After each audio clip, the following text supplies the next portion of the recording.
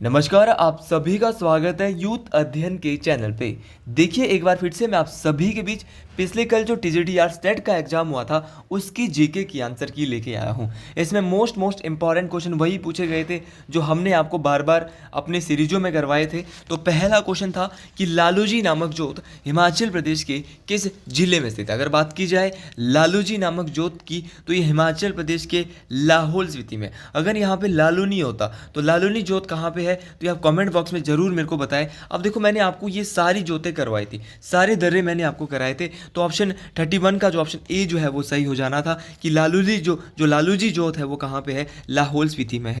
उसकी उसी प्रकार एक टेम्पोला जोत भी है, तो टेम्पोला जो जोत या टेम्पोला जो दर्रा है वो भी लाहौल स्पीति में है। इस बात को भी आपने याद रखना। चाहे वो शिंगरीला है, लाहौल स्पीति का जो हेडक्वार्टर था वो भी हमने आपको बताया था कि लाहौल स्पीति का हेडक्वार्टर जो है वो केलोंग में है। और यहाँ पे हिमाचल प्रदेश का सबसे बड़ा ग्लेशियर बड़ा शिगड़ी भी है। बहुत सारी बातें हमने की थी, काफ़ी सारे क्वेश्चन हैं, तो इनको ज़्यादा डिटेल से डिस्कस नहीं करेंगे, बस इनके आंसर्स। अगला क्वेश्चन बहुत इंपॉर्टेंट, और इस क्वेश्चन के बारे में हमने बहुत बार डिस्कस किया था कि गिरी नदी किस पहाड़ी से निकलती है।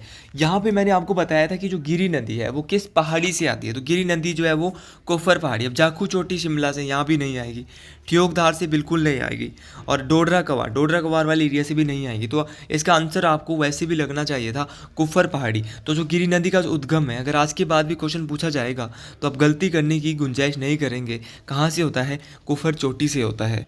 अगले क्वेश्चन की बात करते हैं, और गिरी नदी जो है वो सिरमौर जिले को दो भागों में भी बांटती है, गिरियार और गिरिपार।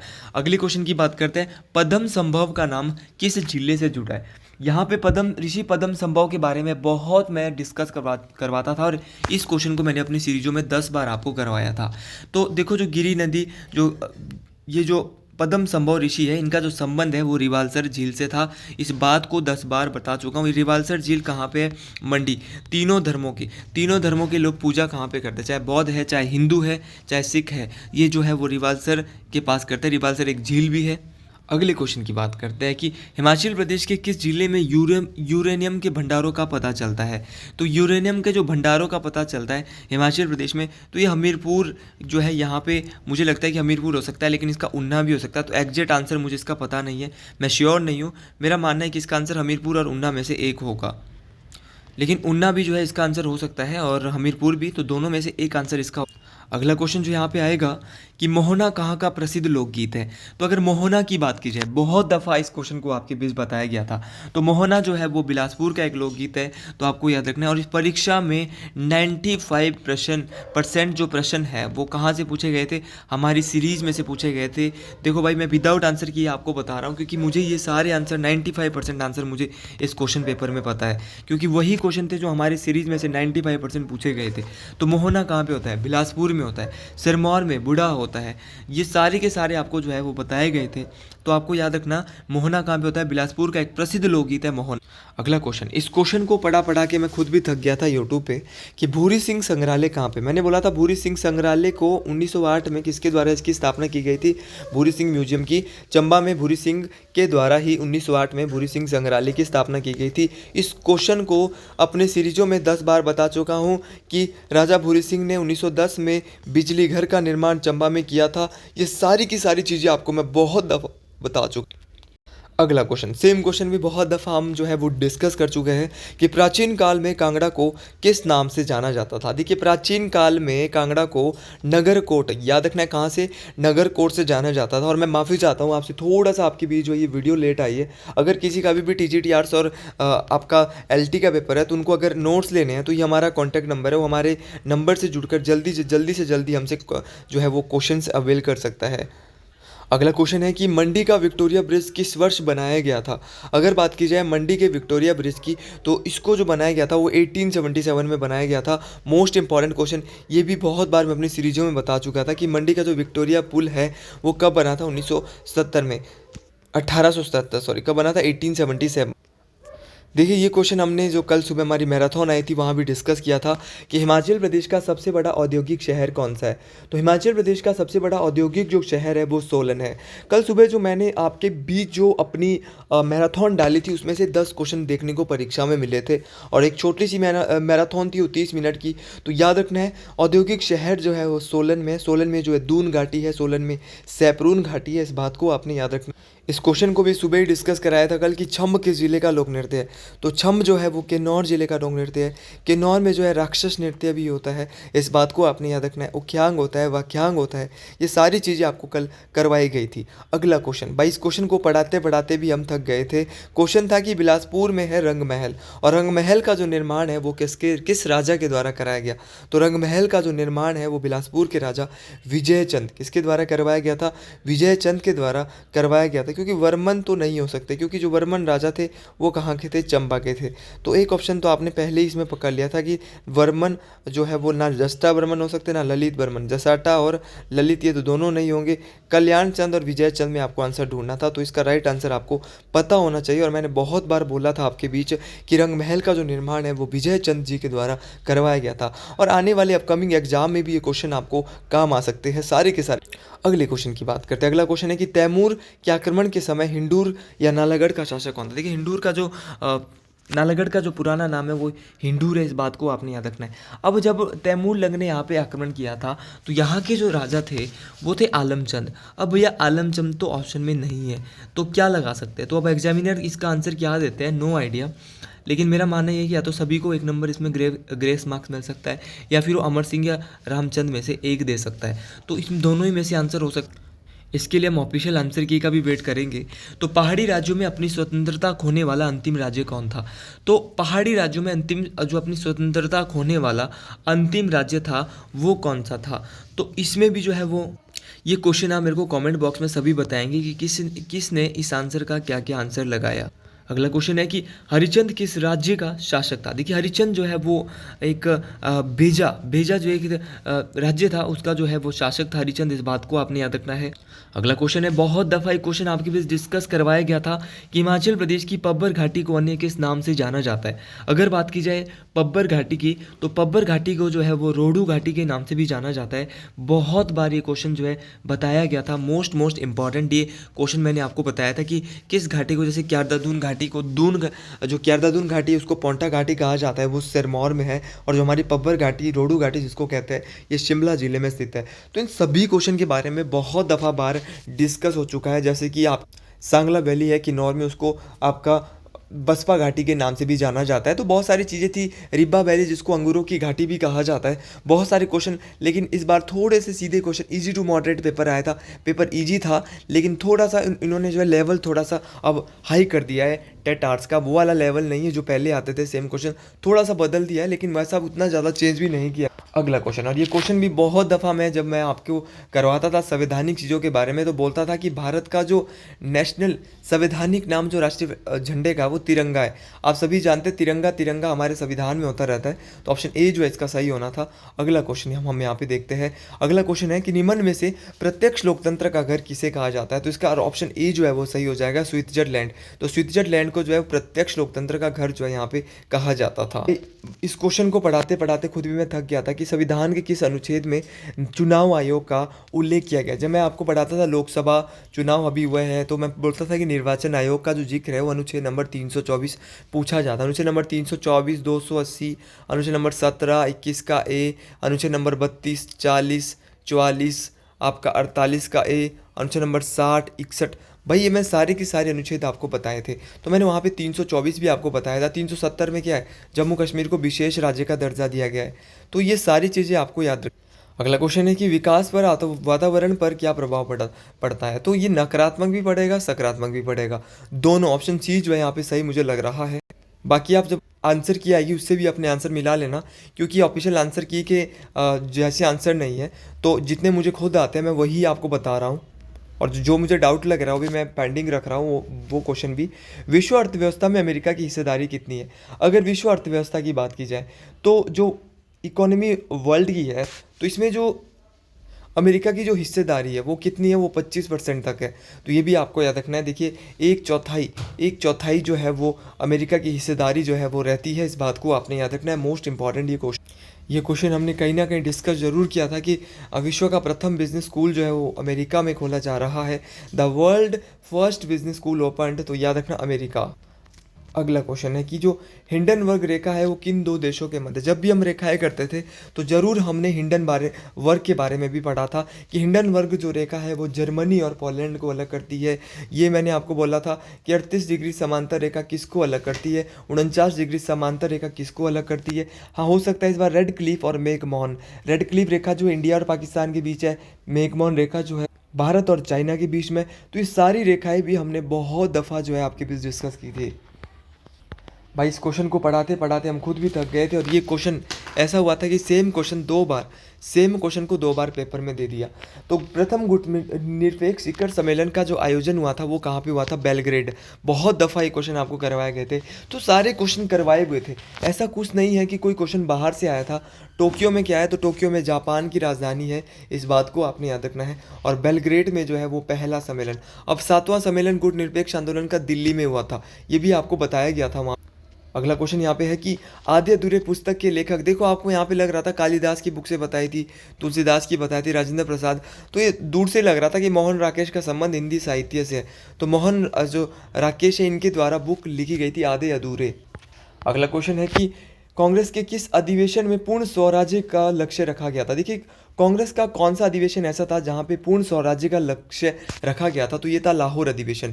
लाहौर अधिवेशन बहुत बार भाई थक चुका था इस अधिवेशन के बारे में, और कल सुबह के मैराथन में भी बताया था कि लाहौर अधिवेशन 1929 में हुआ था, लाहौर में हुआ था। और इसकी जो अध्यक्षता है, इसमें जो है पूर्ण स्वराज्य की मांग की गई थी, और इसकी जो अध्यक्षता है वो किसके द्वारा की गई थी, तो पंडित जवाहरलाल नेहरू। तो ऑप्शन ए जो है इसका सही हो जाना था।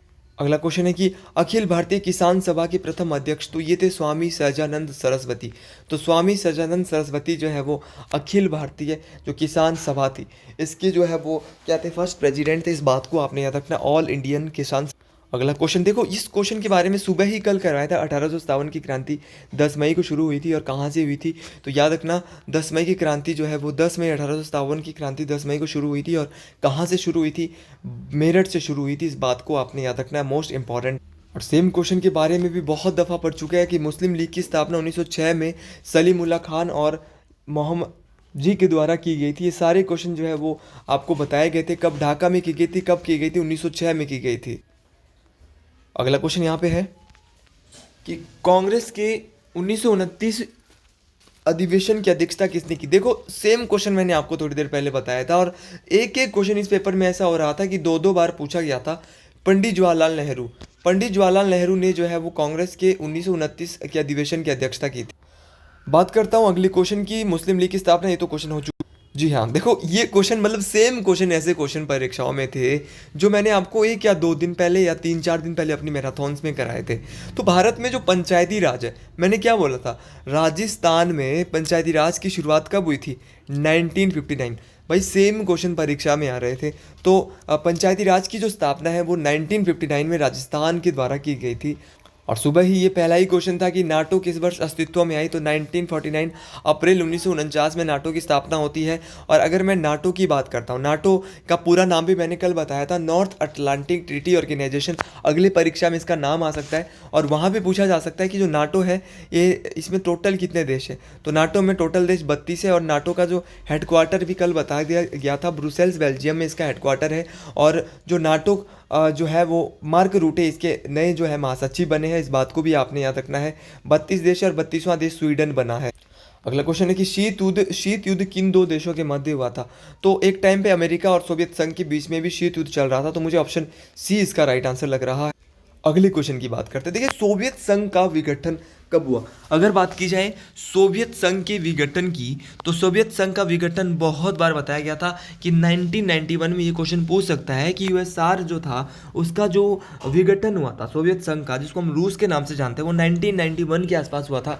जब मैं नाटो की कहानी थोड़ी बहुत आपको बताता था कि रूस और यूक्रेन का युद्ध कब हो रहा है, तो मैंने ये भी बताया था कि सोवियत संघ का विघटन भी आपसे परीक्षा में कहीं ना कहीं एग्जामिनर पूछ सकता है। देखो इस क्वेश्चन के बारे में भी हमने 2 बार चर्चा की थी अपने सीरीजों में, आप भूल गए होंगे लेकिन मैं अभी तक नहीं भूला हूँ कि रूस में साम्यवादी क्रांति किस वर्ष आई। 1917 में रूस में साम्यवादी क्रांति आई थी, इस बात को आपने याद रखना है।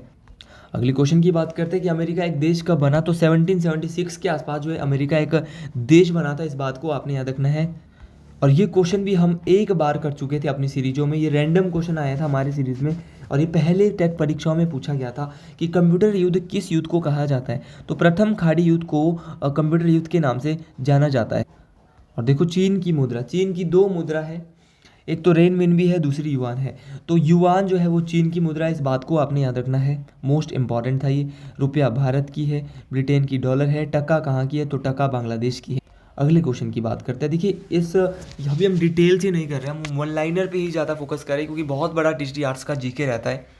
भारत और पाकिस्तान के बीच पहला युद्ध कब हुआ था? दोस्तों 1947-48 में कारगिल युद्ध छिड़ गया था, युद्ध हो गया था भारत पाकिस्तान के बीच। कारगिल युद्ध तो 1999 में हुआ था, लेकिन 1947-48 में भी एक युद्ध हुआ था, लेकिन 1947-48 तो नहीं है। इसके बाद सीधा युद्ध जो होता है वो 1965 में होता है। तो 1965 ऑप्शन नंबर सी जो है वो बिल्कुल सही हो जाएगा। इसके बाद आपको याद रखना है मोस्ट इंपॉर्टेंट। और कल सुबह ही ये क्वेश्चन बताया गया था कि अंतर्राष्ट्रीय न्यायालय का मुख्यालय नीदरलैंड के, अगर कल के लिए पूछा जाएगा कहाँ पे, द हेग में है। अंतर्राष्ट्रीय न्यायालय में कुल जजों की संख्या 15 होती है, ये भी मैं आपको बता चुका हूँ, मोस्ट इंपॉर्टेंट बार। और कोरम जो है वो 9 जज थे। सुबह ये क्वेश्चन बताया गया था, मोस्ट इंपॉर्टेंट क्वेश्चन। क्वेश्चन अगला भी बहुत धमाकेदार है। क्वेश्चन है कि विश्व में शांति स्थापित करने के लिए पहला अंतर्राष्ट्रीय प्रयास कब किया? भाई 1920, क्योंकि पहले विश्व युद्ध के बाद 10 जनवरी 1920 को दुनिया के अंदर लीग ऑफ नेशन बनाई गई थी ताकि दुनिया के अंदर तीसरा विश्व युद्ध ना हो, दुनिया के अंदर शांति फैले, इसीलिए लीग ऑफ नेशन जो है वो बनाया गया था। ये भी मोस्ट इंपॉर्टेंट क्वेश्चन बन जाता है टेट परीक्षाओं के लिए। कोई ऐसा क्वेश्चन नहीं था कि जो बहुत ज़्यादा टफ था, क्वेश्चन सारे जो है वो इजी भी थे और थोड़े थोड़े क्वेश्चन आपको घुमाने फिराने वाले भी थे। जीके में आप यहाँ पे देखो 70 से 80 क्वेश्चन जिसने मेरी वीडियो देखी होगी उसने आराम से ले लिया होगा, और कुछ बच्चे ऐसे भी होंगे जिन्होंने बहुत अच्छे से देखी होगी। कि मैं ये नहीं बोलता, मैंने पहले ही बोला था कि 90 में से 90 मेरी वीडियोज़ में आए, लेकिन 83 क्वेश्चन मेरी वीडियोज़ में से 90 में से यहाँ पे देखने को मिले थे। 7 क्वेश्चन भाई ऐसे थे कि जो मुझे भी आइडिया नहीं है कि ये मेरी वीडियोज़ में से ही आए होंगे या मैंने इनको पढ़ाया होगा, लेकिन रैंडम क्वेश्चन थे जो मुझे भी नहीं पता चल रहा था कि ये क्वेश्चन कहाँ से आए थे, जो हमने भी एक आइडिया मार के पेपर में जो है वो देखे थे कि अगर हम भी पेपर देते तो 7 क्वेश्चन हम भी जो है ये रैंडम लगा देते कि भाई ये 7 क्वेश्चन का हमें भी ढंग से आइडिया नहीं पता चल रहा था। तो देखो 83 क्वेश्चन तो वो थे जो आपको करवाए हुए थे, और बाकी 7 क्वेश्चन इससे बाहर मुझे लग रहा था कि कहीं ना कहीं जो बार बार रिपीट हमारे क्वेश्चन होते हैं उनमें से नहीं थे। राज्य बनाने के लिए कितने तत्वों की आवश्यकता होती है? अगर आपको राज्य बनाना है तो आपके पास 4 तत्वों की आवश्यकता होनी चाहिए। जी हाँ, how many types of citizen are there, citizenship are there. अगर आपको नागरिकता लेनी है तो नागरिकता बनाने के लिए आपके पास 3 प्रकार की जो है वो होती है। नागरिकता कितने प्रकार की होती है? 3 प्रकार की। भाई पॉलिटिक्स शब्द का प्रयोग सबसे पहले किसके द्वारा? तो पॉलिटिक्स शब्द का जो प्रयोग है ये शब्द पहले अरस्तु के द्वारा यूज किया गया था। कुछ लोग इसको प्लेटो भी कह रहे हैं, लेकिन मुझे लगता है अरस्तु इसके द्वारा सबसे पहले जो है प्रयोग किया था, इनके द्वारा, अरस्तु के द्वारा ही। अगला क्वेश्चन है 73वां संवैधानिक संशोधन किससे संबंधित है? भाई ये क्वेश्चन कल सुबह ही बता चुका हूँ।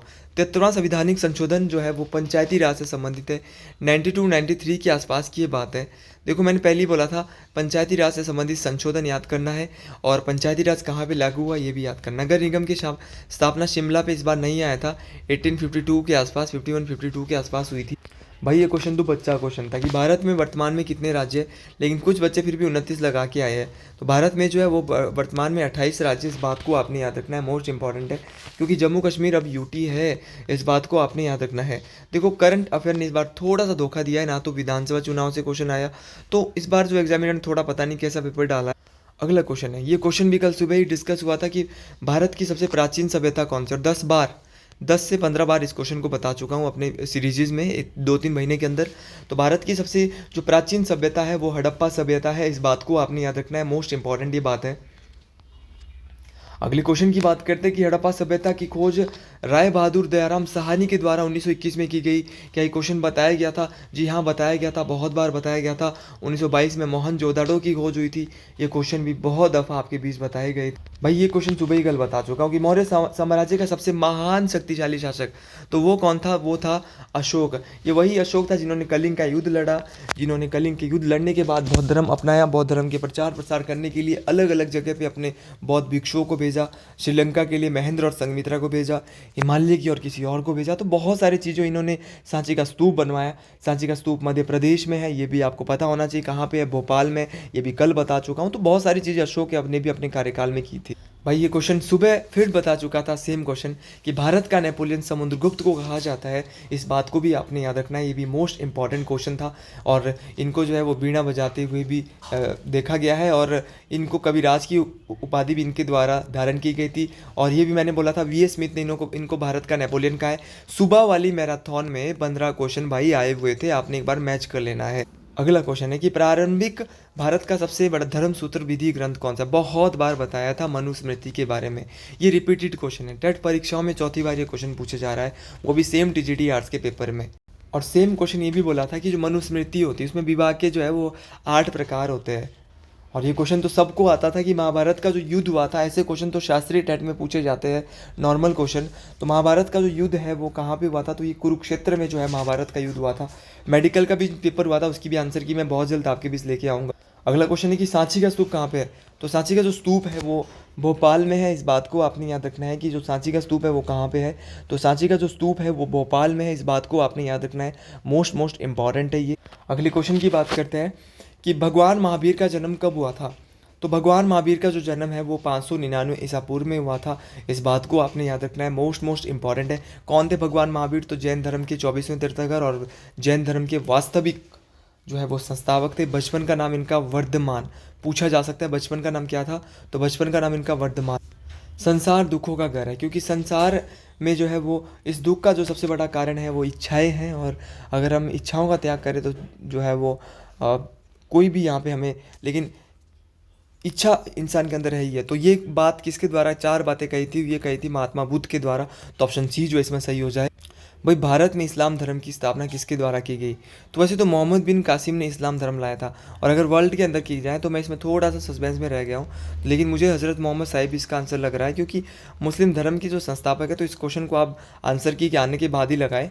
हज़रत मोहम्मद साहिब के द्वारा तो वह मुस्लिम धर्म के संस्थापक थे, मोस्ट इंपॉर्टेंट है। 570 ईसा में इनका जन्म हुआ था, 510 ईसा पूर्व में इनकी ईस्वी में इनकी ज्ञान की प्राप्ति हुई थी, 510।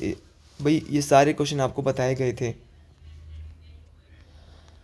सम्राट अकबर की राजधानी कौन सी थी? बहुत बार बताई थी कि मुल्तान में जो है वो अकबर की राजधानी थी। अकबर वही जिन्होंने पानीपत का दूसरा युद्ध लड़ा था, हल्दी घाटी का युद्ध लड़ा था राणा संगा के साथ, दीन इलाही धर्म की स्थापना की थी। सेम क्वेश्चन भी आपके बीच बहुत बार बताया गया था कि पहले सिख गुरु कौन थे? तो पहले सिख गुरु गुरु नानक देव थे। इनके बाद गुरु अंगद देव आए थे, जिन्होंने गुरुमुखी लिपि की स्थापना की थी।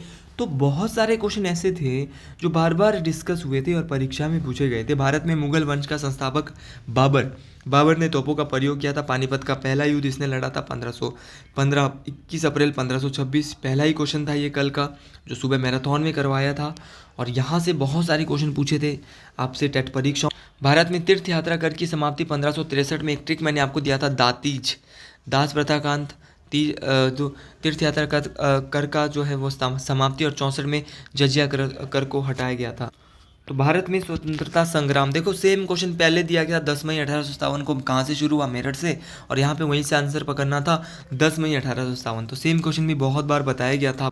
अगला क्वेश्चन है कि विश्व में आर्थिक महामंदी, देखो ये क्वेश्चन ना बहुत बार, भाई सारे क्वेश्चन रिपीट हो चुके हैं। मैंने बोला था 83 क्वेश्चन, और भाई आए हुए क्वेश्चन थे, ऐसा नहीं है कि बोला जा रहा है 83। 1929 में आर्थिक महामंदी आई थी।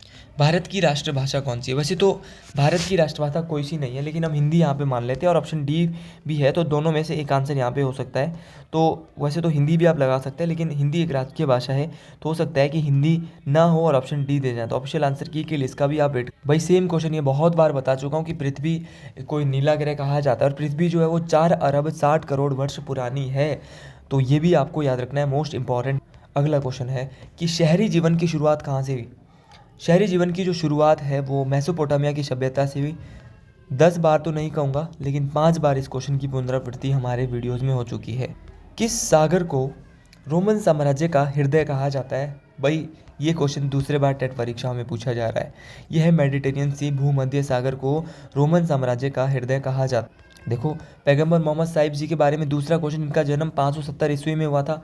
610 में इनको ज्ञान की प्राप्ति हुई थी और 632 में इनकी मृत्यु हुई थी। बहुत बार ये क्वेश्चन डिस्कस हो चुके हैं। अगला क्वेश्चन है कि पहला धर्म युद्ध। देखो, धर्म युद्ध की जो शुरुआत है वो 1096 से 1098 के बीच में ही हुए थे। तो मुझे लगता है ये जो है वो 1096 इसका सही आंसर हो जाए। ये वही क्वेश्चन है, 7 क्वेश्चन जो मेरे कराए हुए पेपर में नहीं आए थे। इनमें जो मैं थोड़ा कह रहा हूँ कि हाँ भाई डाउट हो सकता है या कुछ ऐसा ऊपर नीचे हो सकता है, या पढ़ाए हुए भी थे लेकिन ढंग से जो है आपके बीच डिस्कस नहीं करा पाए। तो बार बार भाई बहुत बार बोला था, चंगेज़ खान एक मंगोल के निवासी थे। और मंगोल कहाँ से आए थे? मध्य एशिया से आए थे। क्रिस्टोफर कोलंबस इटली से आया था। बहुत बार ये क्वेश्चन सेम डिस्कस हुआ था आपके बारे बीच। अगला क्वेश्चन बोल रहा है हिंदू महासभा की स्थापना। अरे मदन मोहन मालवीय 1915 में इनके द्वारा जो हिंदू महासभा की गठन जो है वो किया गया था, इनके नेतृत्व में। ये भी आपको याद रखना है, मोस्ट इंपॉर्टेंट। और पहला सम्मेलन जो हरिद्वार में हिंदू महासभा का होता है। प्रथम आम चुनाव में मत अधिकार की आयु कितनी थी? जो पहला आम चुनाव, देखो 1989 से तो मत अधिकार की जो उम्र है 61वें संविधान संशोधन के तहत 21 से 18 कर दी गई थी। ये तो बहुत बार बोला था। अब जब पहले चुनाव हुए थे तो कितनी थी उस समय? 21 साल थी। तो ऑप्शन सी जो है इसका सही हो जाए। ये क्वेश्चन भी हमने बहुत बार डिस्कस किया था और पहले भी ये पूछा गया था कि विभाजन से पहले भारत को किस नाम से जाना जाता था। तो विभाजन से पहले भारत को जो है वो ब्रिटिश इंडिया के नाम से जाना जाता था। ऑप्शन सी जो है इसका सही आंसर हो जाएगा। अगला क्वेश्चन है, देखो बहुत बार हम डिस्कस करते हैं कि जो भारत का संविधान है वहाँ पे कितनी भाषाओं का उल्लेख हुआ है। तो 22 भाषाओं का उल्लेख हुआ है। तो ये तो बहुत आसान क्वेश्चन, तो सबने सही किया होगा। देखो 70 क्वेश्चन तो भाई ऐसे थे जो सबको सही करने चाहिए थे। अब बच्चों ने मार खा खाई। मेरे को उम्मीद है कि सभी बच्चों ने 75 से 80 जीके में मारे होंगे। अब उनको 10 से 15 लेने थे। अब इस बार क्या होगा, साइकोलॉजी थोड़ी थ्योरेटिकल आ गई थी। ये जो मैं बोलता हूँ थ्योरी, जो हमारे जो यहाँ पे थ्योरेटिकल थोड़ी सी आ गई थी कि स्टेटमेंट फॉर्म में आ गई थी, जिसको समझने वाली साइकोलॉजी थी। जिसको साइकोलॉजी की नॉलेज थी उसने साइकोलॉजी में भी 25 से 30 नंबर मार दिए होंगे। अब जिसको साइकोलॉजी की नॉलेज ही नहीं थी उसने साइकोलॉजी में 10 से 12 नंबर मारे होंगे। और कहीं ना कहीं इंग्लिश में वो 5 से 7 में अटक गया होगा। और जीके में उसके अगर 70 आए होंगे और उसका जो टेट है वो 86 और 90 के बीच में अटक रहा होगा। ये मेरा मानना है। लेकिन जिसका यहाँ पे जीके सेक्शन 75 का रहा है, जिसने जीके को मेहनत लगा के जी जान से पढ़ा होगा, उसका पक्का 75 से 80 के बीच में जीके रहा है। और 15 नंबर उसने आगे पीछे भी वहाँ पे खींच लिया और अपना 93, 95 और 100 तक पहुँच रहा होगा। तो इस प्रकार का आपको याद रखना है। तो ये कुछ चीज़ें, ये कुछ सिनेरियो जैसा मैं बच्चों से जान रहा था। तो पंडित जवाहरलाल नेहरू जी के द्वारा जो है ये बुक रिटन की गई थी। देखो पंचवर्षीय योजना के बारे में बहुत बार डिस्कस हमने किया था कि भारत में पहली पंचवर्षीय योजना कब आई थी। तो 1951 से 1956 तक। तो 51 to 56 जो है वो योजना चलती है, पंचवर्षीय योजना। इस बात को आपने याद रखना है, मोस्ट इंपॉर्टेंट है, ये परीक्षाओं में काम आने वाली। तो 1951 से 1956 चलती है पंचवर्षीय योजना। भाई भारत में किस वर्ष घोल अकाल पड़ा था? तो भारत में 1967 से 71 तक घोल अकाल जो है वो पड़ता है। नहीं, इसका ऑप्शन बी जो है वो क्या हो जाएगा, सही हो जाएगा, 67 से 73। भाई एम.एस. स्वामीनाथन का नाम आपने सुना होगा और हरित क्रांति का नाम भी मेरे से ही सुना होगा। कि हरित क्रांति का संबंध किससे है? तो एग्रीकल्चर से संबंधित है हरित क्रांति। भारत में विदेश नीति के जनक पंडित जवाहरलाल नेहरू है। ये क्वेश्चन मैं 10 बार आपको करवा चुका हूँ, मोस्ट इंपॉर्टेंट है। भारत के पहले प्रधानमंत्री है। महिला पूछा जाए तो इंदिरा गांधी है। और अटल बिहारी वाजपेयी सबसे कम दिनों के 13 दिनों के प्रधानमंत्री है भारत के। प्रथम गुटनिरपेक्ष आंदोलन, देखो ये क्वेश्चन सेम दूसरे बार आया। बहुत बार ये क्वेश्चन हमने डिस्कस किया था, ये बेलग्रेड में हुआ था। भाई शिमला समझौता बहुत बार बता चुके हैं। 2 जुलाई 1972 को इंदिरा गांधी और जुल्फिकर अली भुट्टो के बीच में हुआ था। मोस्ट इंपॉर्टेंट समझौता था। कब हुआ था? 2 जुलाई 1972।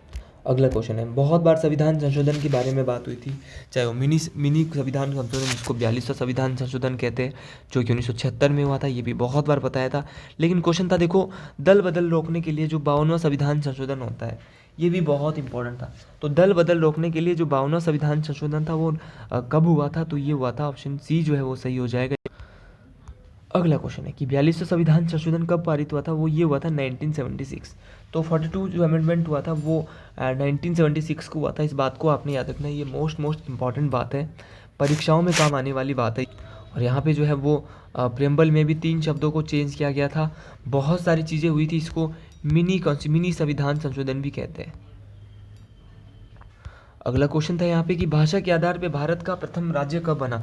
तो भाषा के आधार पे भारत का जो प्रथम राज्य वो 1953 में बना था। अब कौन बना था? आपको पता होना चाहिए। आंध्र प्रदेश। आंध्र प्रदेश जो है वो भारत पे भाषा के आधार पे मुझे आंध्र प्रदेश और अरुणाचल प्रदेश में एक होगा, लेकिन मुझे लगता है आंध्र प्रदेश ही भाषा के आधार पे भारत का पहला राज्य बना था। इस बात को आपने याद रखना है। भाई चिपको आंदोलन में कल की मैराथन से मैराथन नंबर 1 या 2 में बता चुका था कि चिपको आंदोलन उत्तराखंड में हुआ था। सुंदरलाल बहुगुणा और गौरा देवी के नेतृत्व में हुआ था चिपको आंदोलन। ये भी आप बिल्कुल याद रखें, मोस्ट इंपॉर्टेंट है। भाई सेम क्वेश्चन अपने सीरीजों में कर चुके हैं कि जो घरेलू हिंसा महिला अधिनियम है, सुरक्षा अधिनियम है, ये सन 2000 में पारित हुआ था, लागू 2006 में हुआ था। तो ऑप्शन नंबर डी जो इसका सही। भाई ये क्वेश्चन भी कल मैराथन में जो है वो डिस्कस हुआ था, सेम क्वेश्चन कि भारत में प्रतिवर्ष वर्ल्ड वुमेन डे कब मनाया जाता है, तो ये 8 मार्च को मनाया जाता है। ये भी आप याद रखें। और सारे के सारे डे मैंने कल इंपॉर्टेंट बता दिए थे आपको। भाई भाजपा का गठन कब हुआ, तो भारतीय जनता पार्टी का गठन 1980 में होता है। जनता पार्टी के बाद जो है वो टूट के वो भारतीय जनता पार्टी बन जाती है। भाई ये रैंडम क्वेश्चन था और इस क्वेश्चन को 2 से 3 बार हमने अपनी वीडियोज़ में कराया। आयाराम और गयाराम की राजनीति कहाँ शुरू हुई थी, तो वो हरियाणा में। मैंने पहले ही बोला था हरियाणा में आयाराम और गयाराम की राजनीति शुरू हुई थी। आज का आखिरी क्वेश्चन गोधरा कांड से आता है और गोधरा कांड जो है वो 2002 के आसपास हुआ था। तो ये थे कुछ इंपॉर्टेंट क्वेश्चन और आप सभी का पेपर अच्छा हुआ होगा। अब हमारा 1 दिसंबर से टेट और कमीशन दोनों बैच बैठ रहे हैं। तो आप 1 दिसंबर से हमसे जुड़ सकते हैं, जिसकी फ़ीस रहेगी मान ली 499 लाइव प्लस रिकॉर्डेड क्लास है। और मैं आपको इन्फॉर्म कर दूंगा। अगर आप अभी भी नहीं जुड़े हैं तो हमारा नंबर लिख लीजिएगा, आप जल्दी से जल्दी जुड़ लीजिएगा हमारे साथ इस बैच के साथ। तो मिलते हैं अगली वीडियो में। हर हर महादेव, जय हिमाचल प्रदेश, जय माँ भज्ञानी, हर हर महादेव, जय शंभो।